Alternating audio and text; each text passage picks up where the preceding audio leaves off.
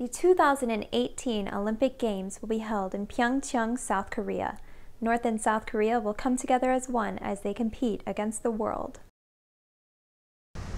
Since the division of the Korean Peninsula in 1945, no amount of effort has been successful in ending the conflict between North Korea and South Korea. Kim Jong-un leads a nation cut off from the outside world, a country like none other on this planet.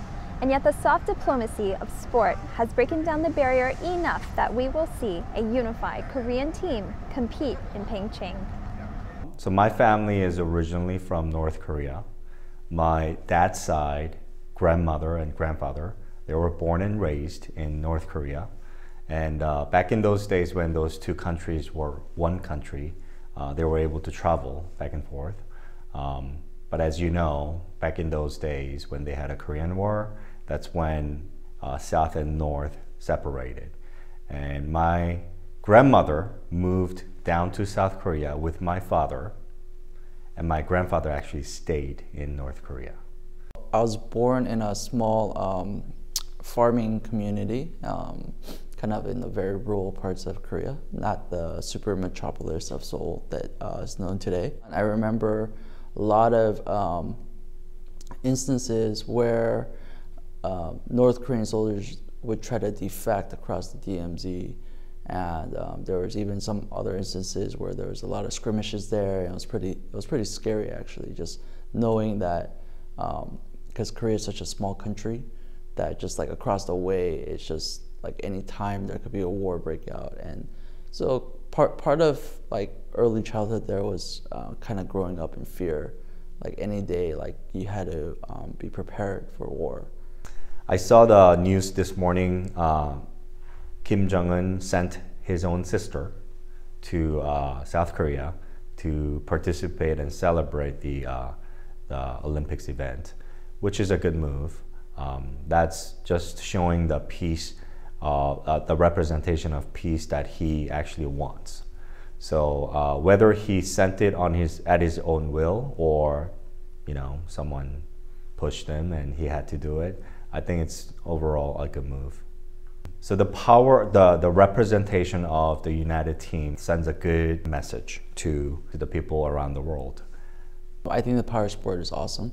It's to be feared as well, just because you have that whole mob mentality going on at the time of any sporting event. So that's something interesting to see. It's actually, I believe it's the first time in a decade that Korea marched together as a unified Korea in the Olympic Games. So that's awesome. I mean, that just shows you how powerful sporting events can be. And it's very symbolic of the Olympic Games, and I think that that's a great thing that's occurring now. For some people, they say it's really unfair for either South or North Korean teams or the players, because they spend a good amount of time to become a part of the national team, but because of the decision, some of the South Korean or North Korean hockey players, female hockey players, they could not come to the Olympics because they have to give certain portion to North Korea. They have to become one team other than two teams.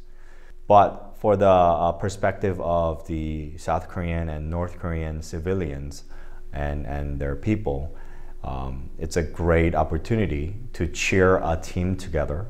South and North now, they became one, and they cheer for their own team.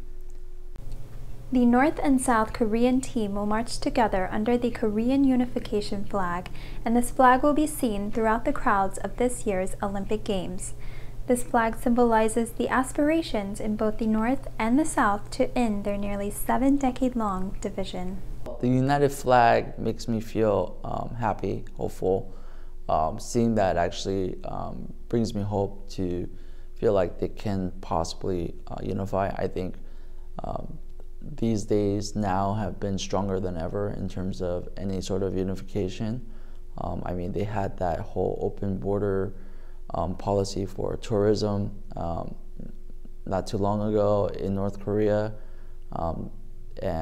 So they're definitely making progress. They're definitely showing the world that you know, hey, this conflict of ours is, you know, it might be coming to an end by doing that, and it just kind of gives Koreans all over the world, you know, hope that, you know, their country could be one day unified again.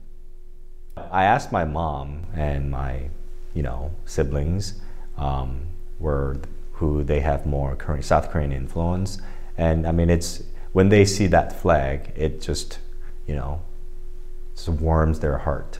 Especially my grandmother, who's still alive, she does want to go back to her own town in North Korea before she dies. She's 88 years old right now, so I know she doesn't have that many more years. So hopefully, as the flag represents the united South and North Korea, they'll be united again, and my grandmother will be able to visit her own town in North Korea.